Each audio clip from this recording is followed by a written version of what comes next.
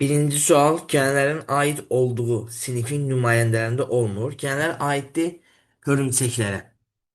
Hörümçəklərin ürəyində boru şəkilli ürək var, arteriya damarları var, düzdə inkişaf da var, diri bala doğan da var nümayəndələrində. Amma bunların nümayəndələrin heç birində bığcıq olmayacaq. Ona görə doğru cavab kimi biz buradan C variantını götürəcəyik. Şəklə əsasən verilən ifadələrdən hansı doğrudur? 5 rəqəmi ilə verilən hissə Floemadır. 5 ilə bizə mantar göstərir. Floema deyil. 4 rəqəmi ilə verilən hissə meristem toxumasından təşkil olunub. 4 rəqəmi ilə verilən hissə də floemadır.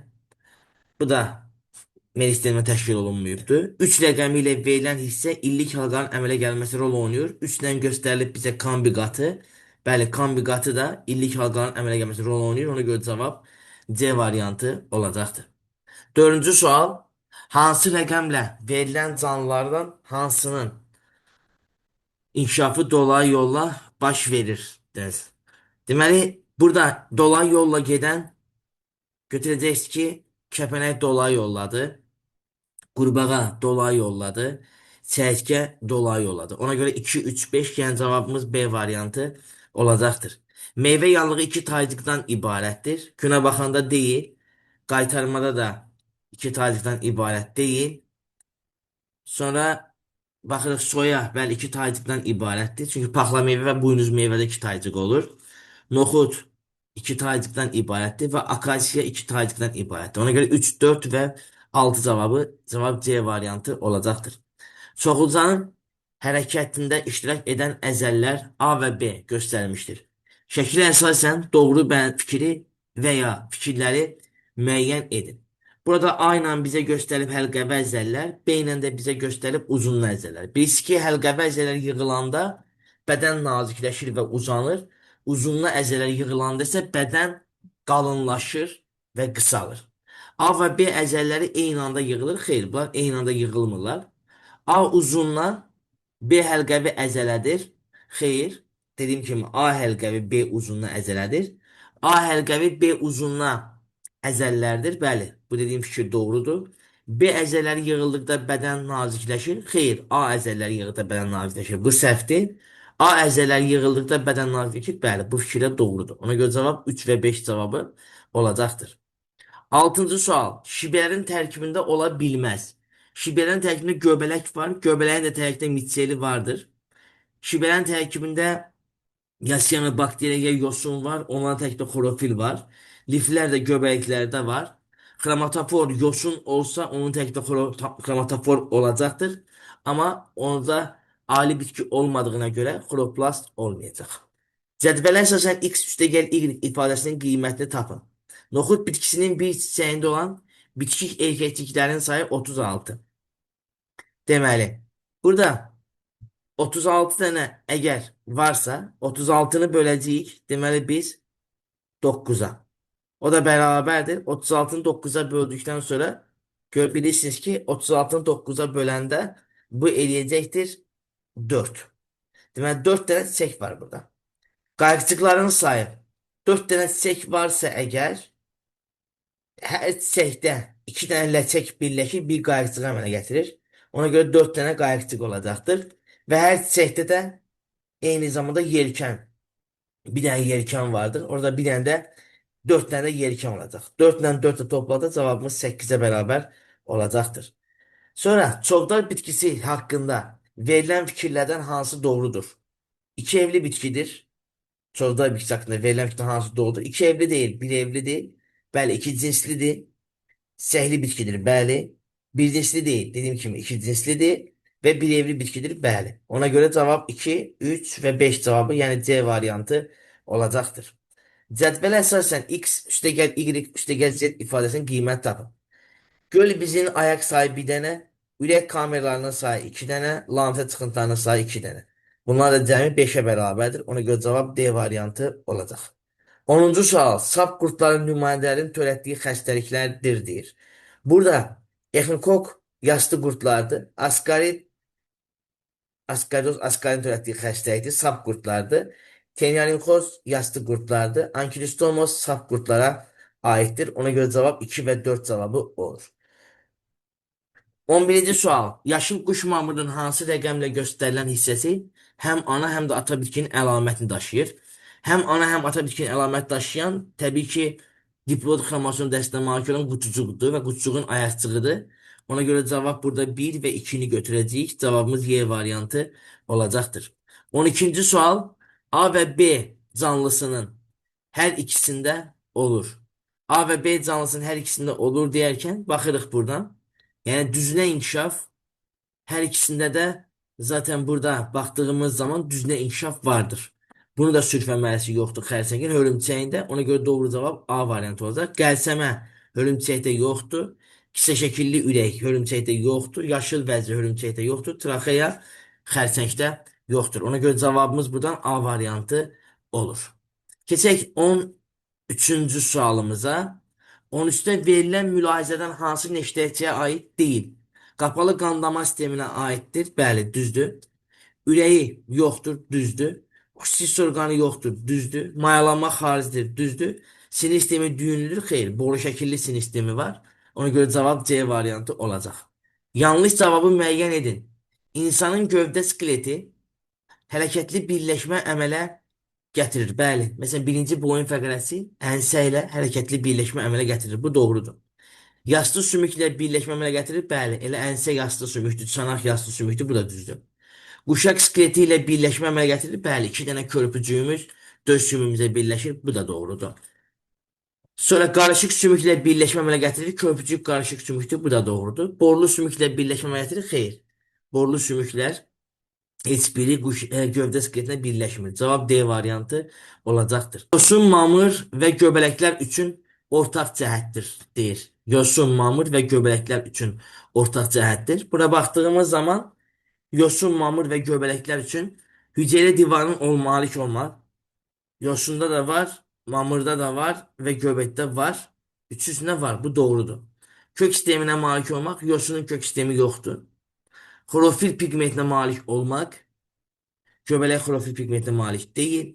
Spor əmələ gətirmək, bəli, üçü də spor əmələ gətirə bilir. Leykoplast ancaq bitkilər üçün xasdır. 1 və 4 doğru cavab C variantı olacaq. Şəkilə əsasən verilən ifadədən hansı yanlışdır? Silik cövhərinin qatılığı C, A, B kimi olur.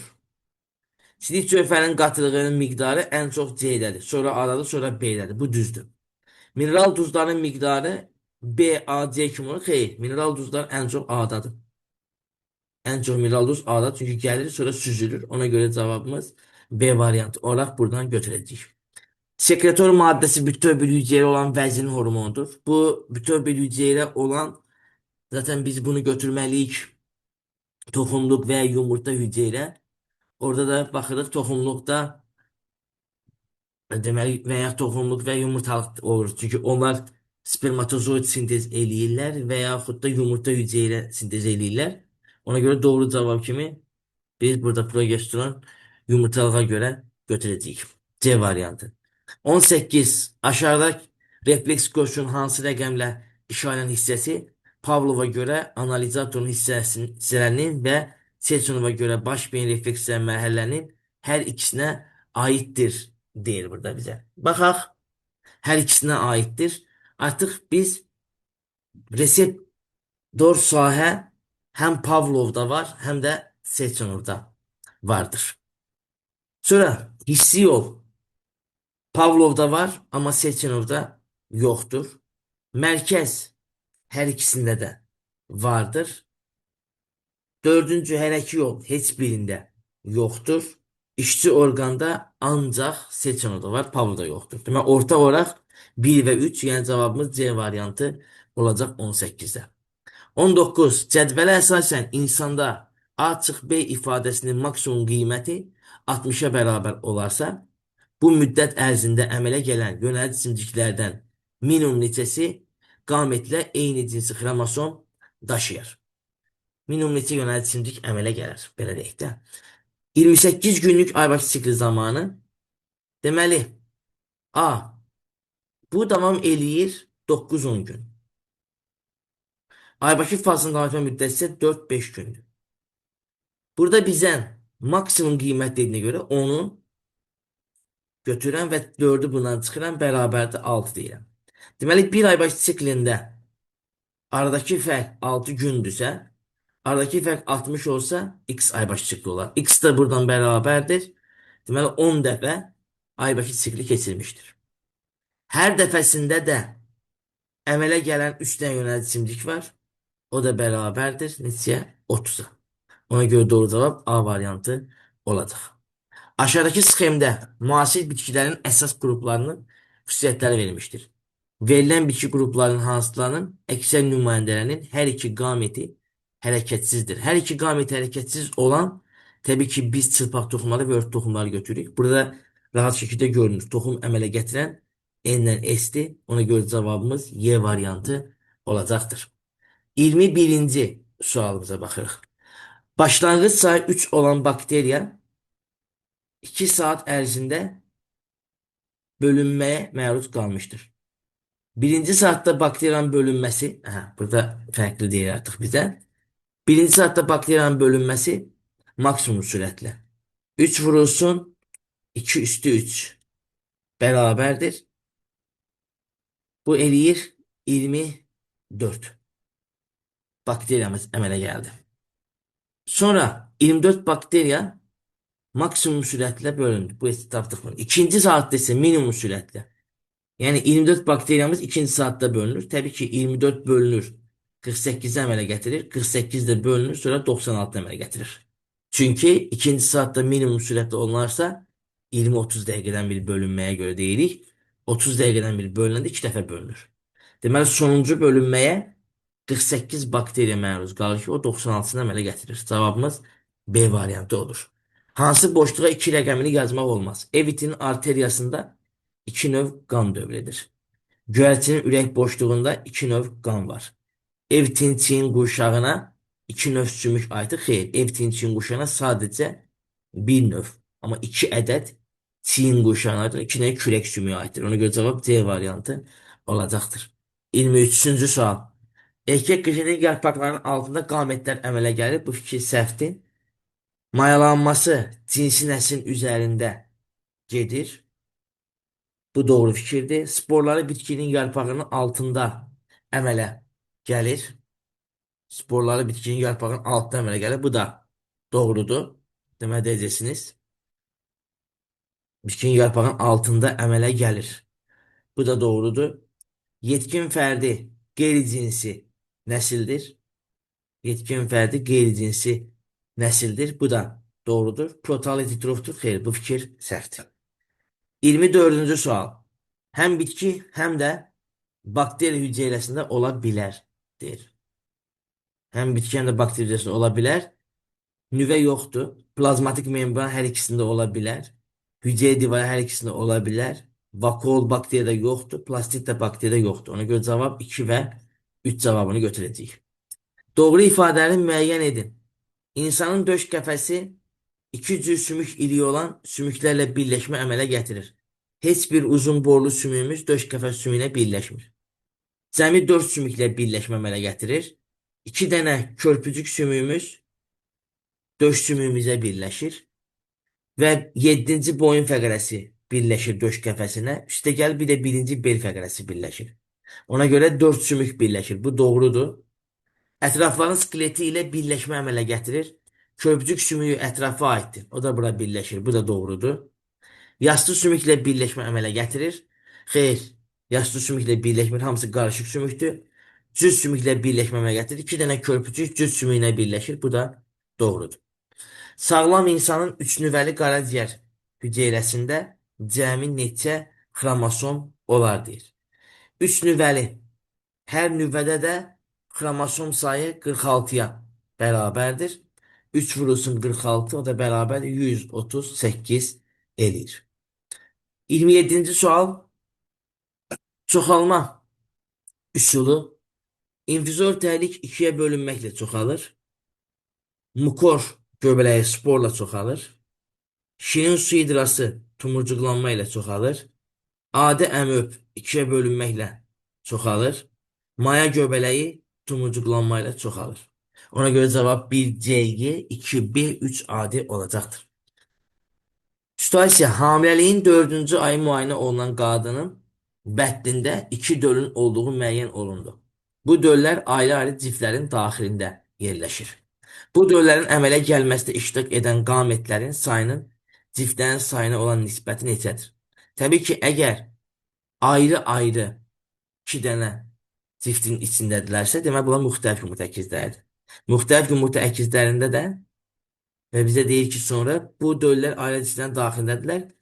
Ciftlərin qametlərin sayının ciftlərin sayına olan nisbəti.